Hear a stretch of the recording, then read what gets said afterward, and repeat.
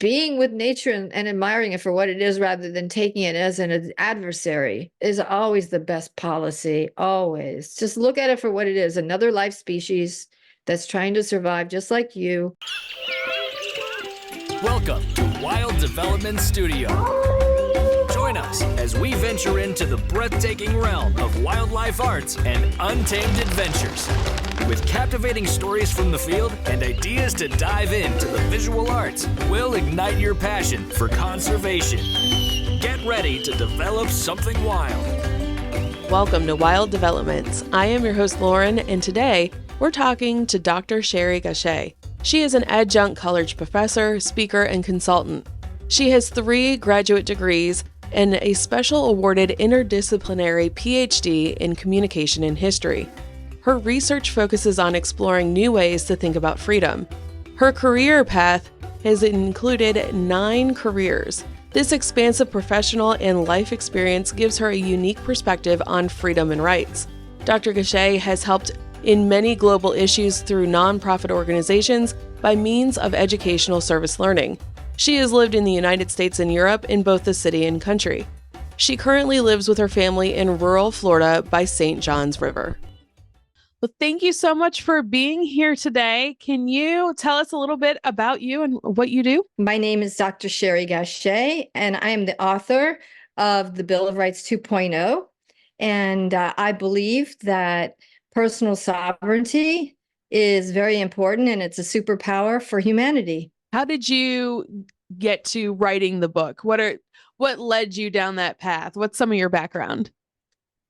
Well, I'm a writing professor. So as a writing professor, I started doing a blog with my students, and doing that created a certain tide, and it happened over about 4 years, and we were writing right after right after right, and it just grew organically.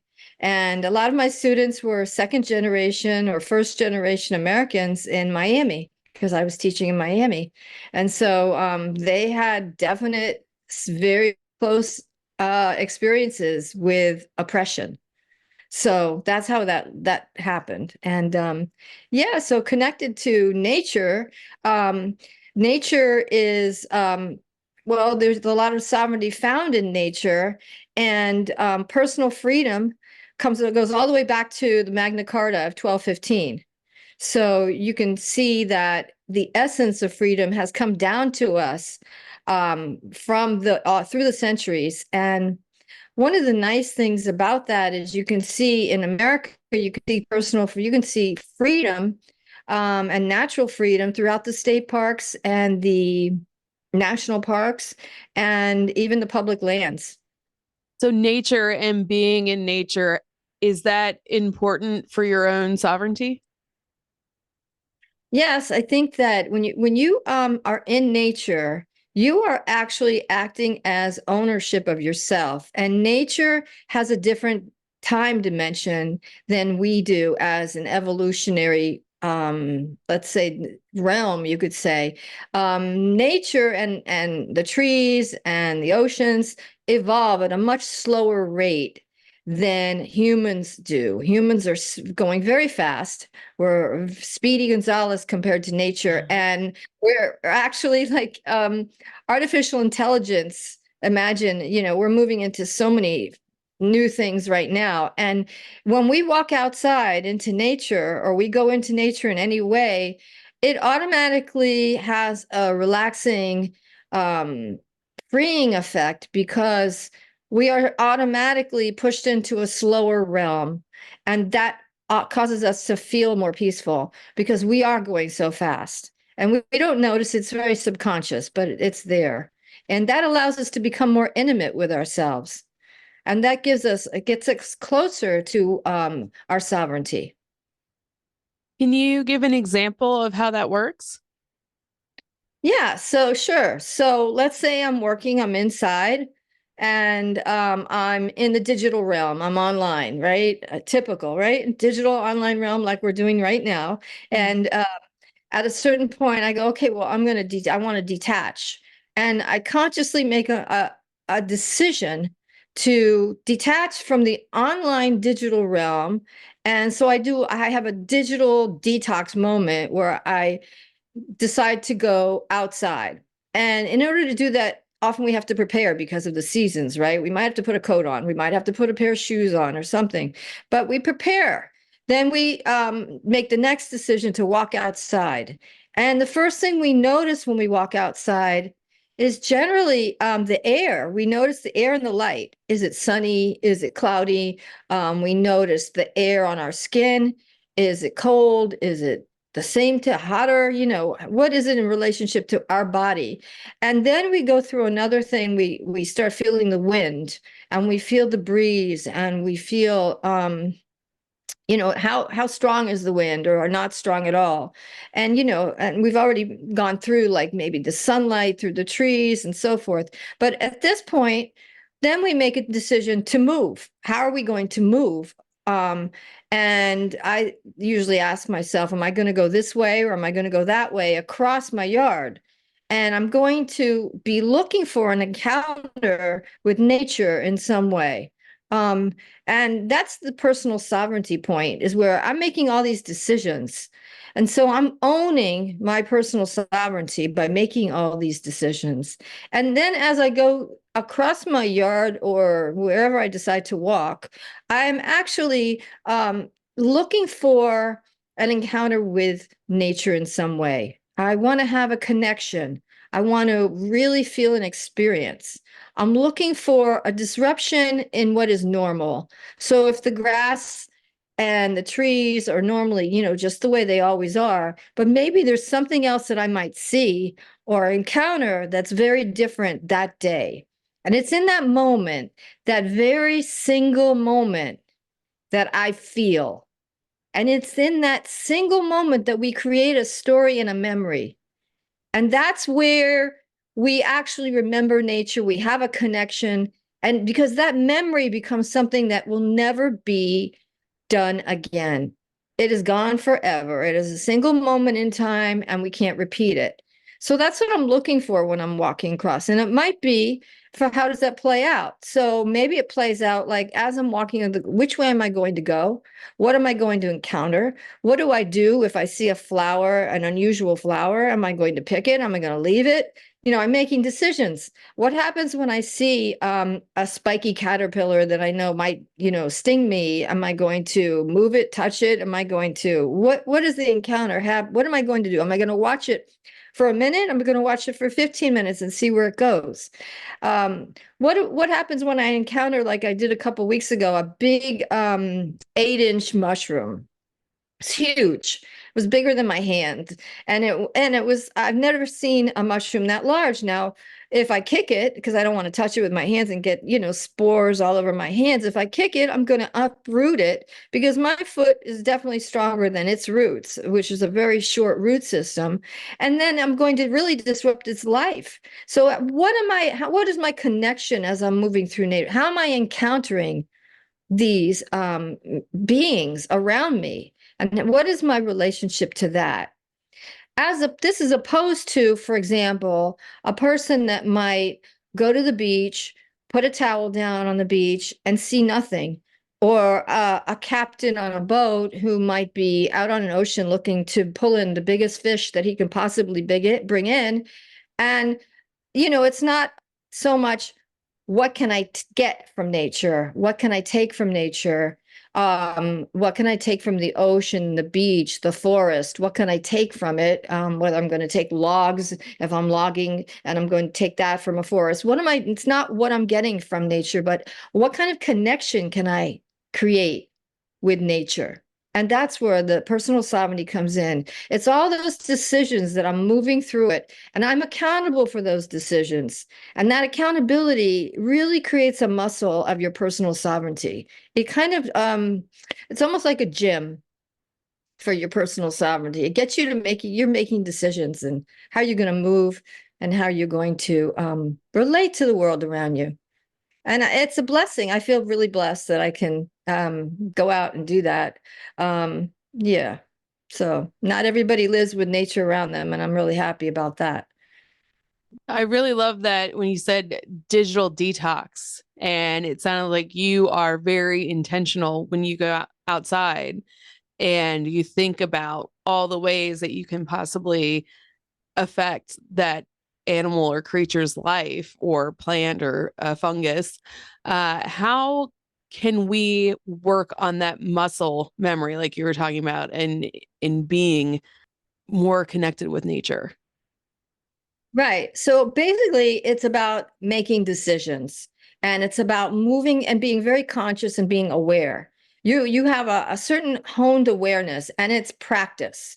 You have to do it over and over again. And I have a speech talk that I'm working on. It's called Roller Coaster to Sovereignty, Adventures in Kaleidoscope Thinking. And the kaleidoscope thinking is exactly what you're doing in nature. You're observing so many things at once that your mind starts shifting back and forth. And to be honest, the digital world really actually gets you ready for that. Because especially people scrolling on social media, you're absolutely shifting all the time through different timelines of different people.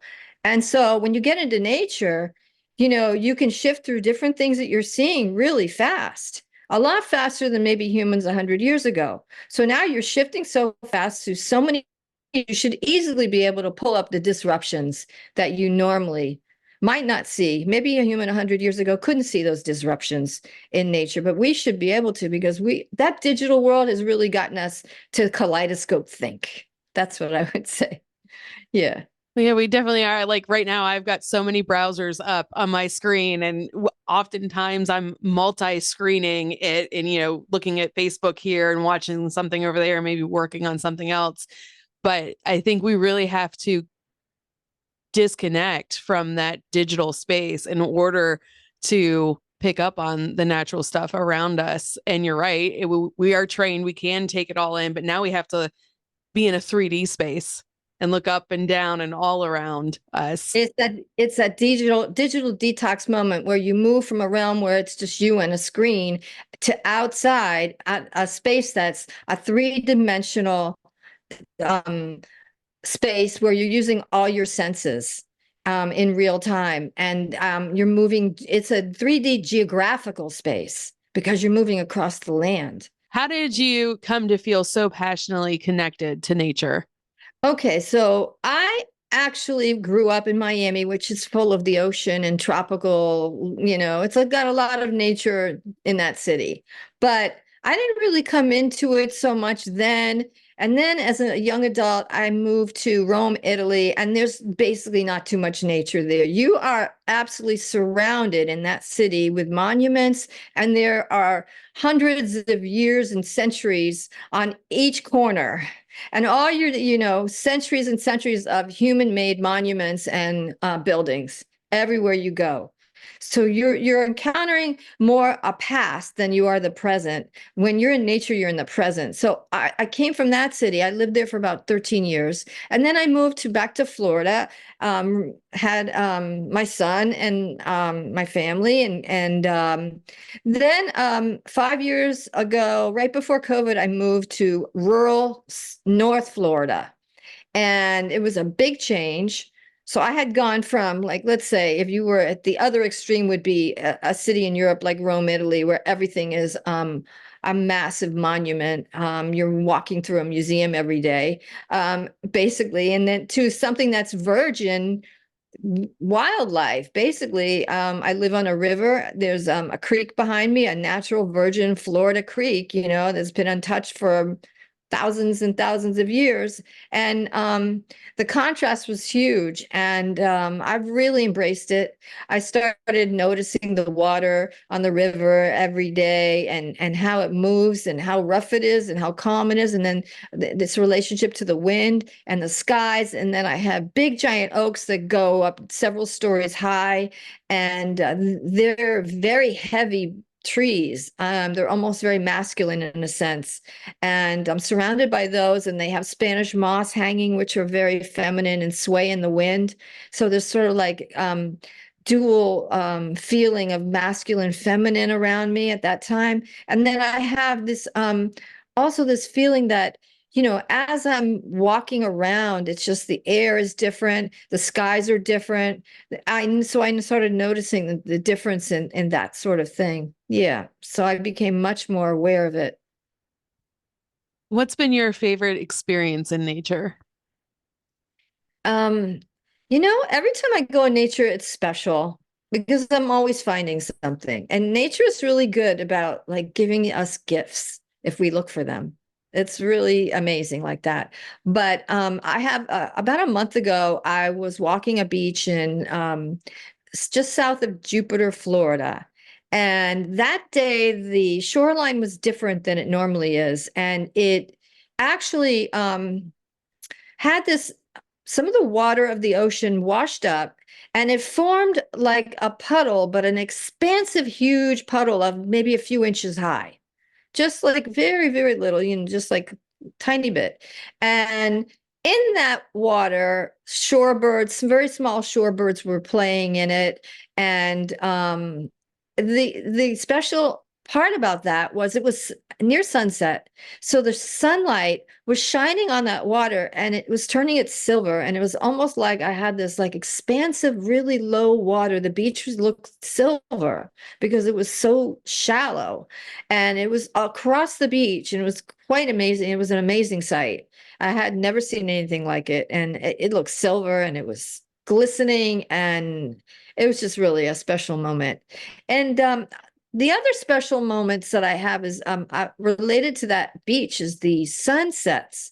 And because it's the East Coast, you don't get the sunset directly. You get a reflection of the sunset, what I call the reflective sunset, which is so amazing because it's pink and lilac and orange, like peach colored. And these colors are amazing. It's almost like I never realized that a reflective sunset can be more beautiful than an actual sunset where you see the setting sun on the west.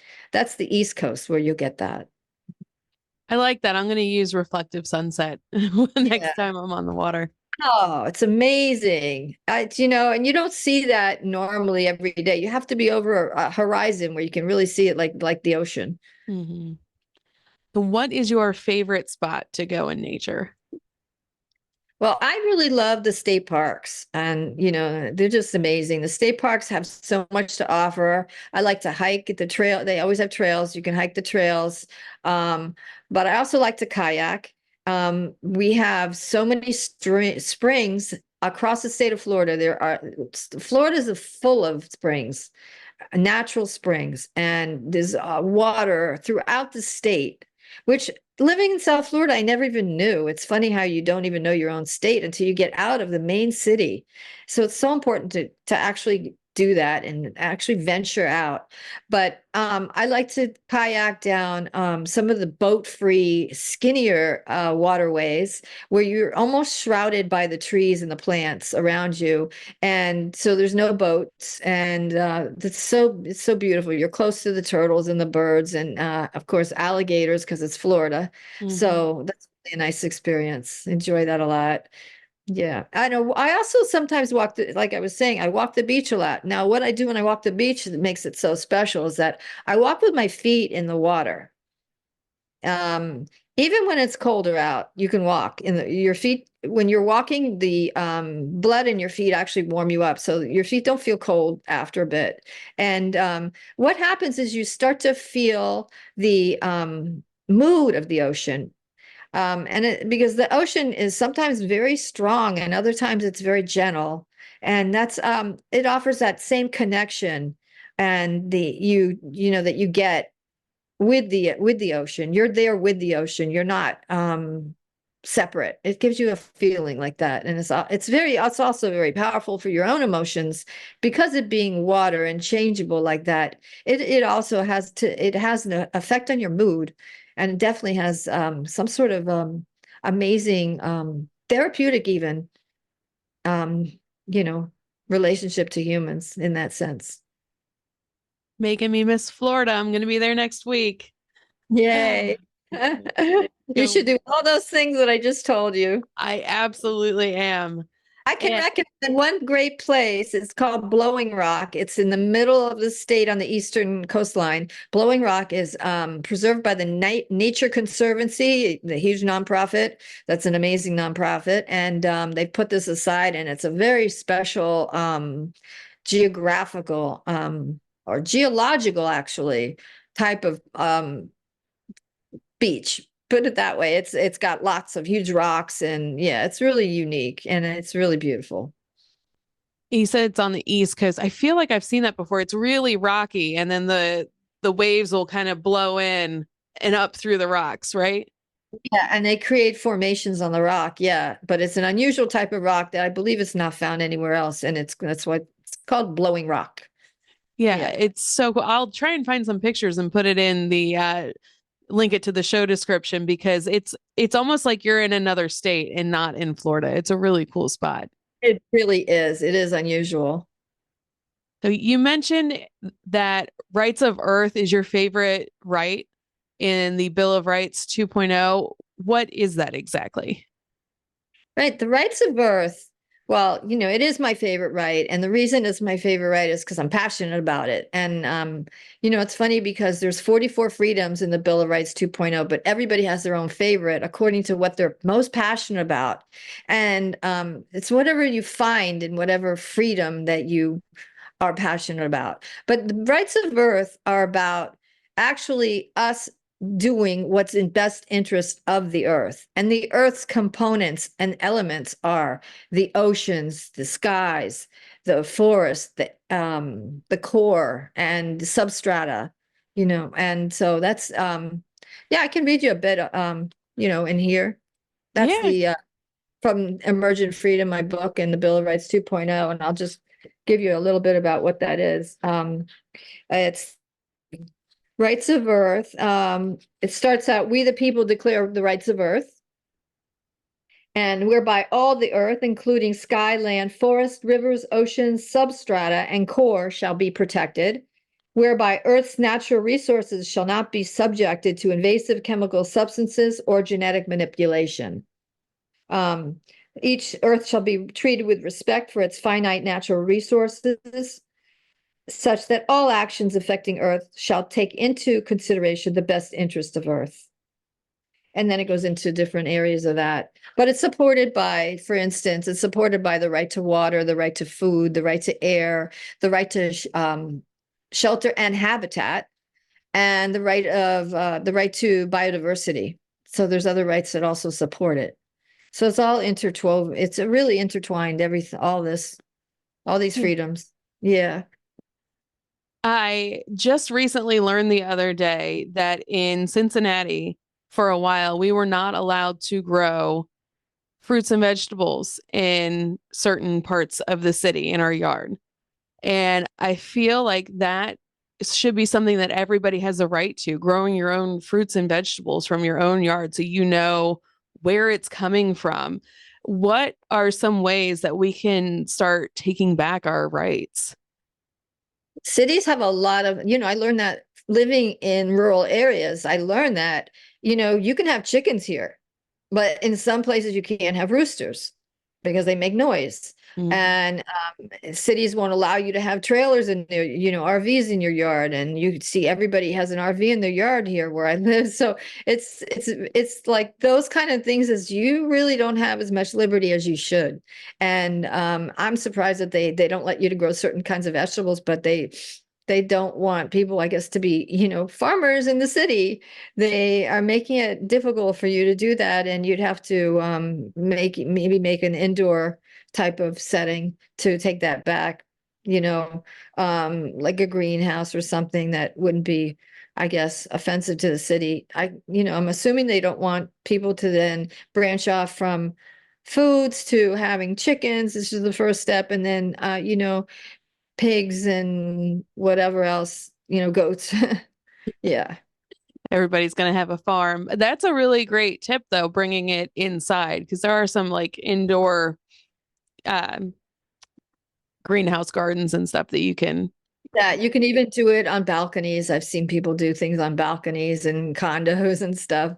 Yeah, there's homesteading groups and they show you how you can do things on the littlest of spaces, the urban farming way. It's yeah, urban farming is called. But yeah, you'd have to get rid of some of those things that you've got. Some of those restrictions are very unpleasant. Yeah.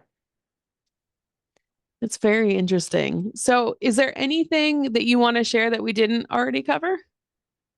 Well, I think that sovereignty is actually a superpower that's been untapped, and rights especially have this like, after I wrote the Bill of Rights 2.0, I discovered its superpower because I changed, so I could see a shift in myself, discovering all these freedoms, and I started to look at everything from a new perspective, like I'm talking to you now, like from a different, sort of almost from a whole different viewpoint that we didn't grow up with, and it's all connected with what is good and true.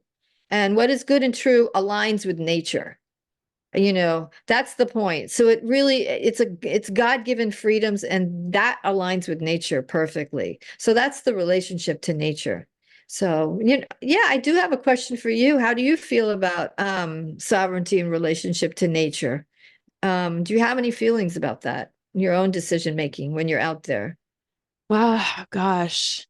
I I do feel like I try to be more intentional in nature. Everybody should have the rights to these things and sharing You know, the it's space. It's funny because like a lot of people don't realize what they don't have. I've said to people, you don't even have the right to air. And they're like, "What? I don't have the right to air?" Like people's response to that is like, "No, I have that." No, you don't. You don't. You might have to pay for air one day, just like we pay for water. You might have to. This is like all possibilities that you can have taken away from you, which is why we need to move and set things up so that we have personal ownerships of Yeah, I what was we kind of stuck on that question because I kept, when you were talking earlier about when you were reading from your book, I kept thinking about we don't we pay for water and water should be free. Like we're paying for the plastic bottle that it's coming in. Even when it's coming out of the tap, we got to pay for water. Like that, we have all the things on this planet that we need to survive and live, and yet we're taxing and charging for everything. And you're right. Like that's a scary thought that someday they could charge for air. Well, yeah, exactly. And so when I say that, people are like, "What?" And I'm like, well, the 1789 Bill of Rights was not complete. It wasn't completed. And part of the reason is they had different things going on then. They didn't have a problem with food and water because most of the founders, US founders, were farmers. They had unlimited amount of, that kind of thing, water and food. Fahrenheit in a low of 54 degrees. I think your Alexa was on in the background. Yeah, decided to suddenly tell me the temperature for no reason. And did I say something? They're listening. Yep. Oh my goodness. When we talked the other day, you had a really fascinating buffalo story. Did you want to share that one? Let's see. Yeah, I did go down a path in Payne's Prairie State Park and end up on a trail that ended because of high water. And to the right of me was a barbed wire fence that led into gator swamp, which was full of alligators that were mating, and you could hear their calls. And all of a sudden we turn around to go back on the trail because we couldn't go any further because of water. In front of us, there's water to the side of us, and on the other side is like a prairie of high grass, and we find the path blocked by a buffalo. And it was kind of like, okay, so what do we go? We can't walk towards it and confront it because you're not going to confront a buffalo and get it out of your way. And we had nowhere to go. And so we were trapped. And I actually called the ranger and they said, "Oh, just this, like, wait it out and it'll eventually move off because it'll be hungry." And that's what it did. It took about 20 minutes or so. And then it wandered back into the prairie grasses and we got out of there. Yep. I love that story. So, I mean, that's a huge animal and they can cause a lot of damage. And so, how did you guys stay calm through that? Because I would imagine you'd have to be, otherwise, you're going to. I wasn't really scared like I thought I should be. I was more in my sense of wonder, that sense of wonder that I'm outside with. And I think like that's the thing about sovereignty, because I'm experiencing this sovereignty of wonder. That's the state I was in, was just like, wow, like, look at this, which sounds almost like a stupid person. What, who's going to be like, but that's the state I was in. I didn't feel danger. And in fact, it wasn't dangerous because it did move off. But I suppose if we had charged it, it might have turned into something dangerous. But, just going with the flow, I think is the best. You know, just being with nature and admiring it for what it is rather than taking it as an adversary is Mm-hmm. always best, is always the best policy. Always. Just look at it for what it is, another life species that's trying to survive just like you. And you're all in the same playing field, really, rather than, an enemy. Enemy energy is never good for anything, even between humans. Mm-hmm. No, no, no. It's just like, okay, it's okay. But I think that humans can definitely feel if you're giving off that energy. I imagine animals would definitely feel that Yeah, energy. exactly, right? So, definitely, chill and just watch it and don't be in a hurry. Don't be in a hurry to get somewhere or like, start pacing with, tension, right? Because you Mhm. can't go anywhere and you're like a trapped animal. No, just hang out and just go, whoa, and start taking pictures. Hopefully you'll be able to show somebody those pictures one day, right? That's That's, right. yeah, you go into like different camera mode. That would have been me for sure. That's it. We just go into camera mode and that's it. We're just documenting. Yeah. And Hmm. it becomes a memory then and a good story to tell. Yeah. Yeah, absolutely. So tell us a little bit about your future speaking presentation. I know you mentioned it before. Did you want to wrap it up a little bit and tell us again? Yeah, it's called Roller Coaster to Sovereignty, Adventures in Kaleidoscope Thinking. And my plan is to really help people explore their own personal sovereignty and discover it. Just talking to you, you can see how different it is when you're in a sovereign state of mind. You can probably tell just from this discussion um, on your podcast about how that relates to the world differently. And I really think it's a superpower to have sovereignty, and the more people have just personal sovereignty, then it'll grow into national sovereignty. And it becomes it's just a whole. Like I said, it aligns with what everybody wants, which is freedom. So it Mhm. aligns with what we is good and true, and nature supports us in that in every way. Yeah. Absolutely. So how can people find you to hire you for this speaking engagement? Okay. Well, I'm at Instagram, Twitter, and LinkedIn. So LinkedIn, you can message or any of those. And you can most often find me on Twitter, and I often do spaces on Twitter called X now, X Twitter.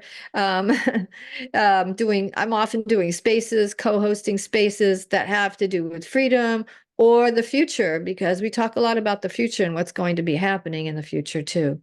So I think that's a really important topic. And where can people find your book?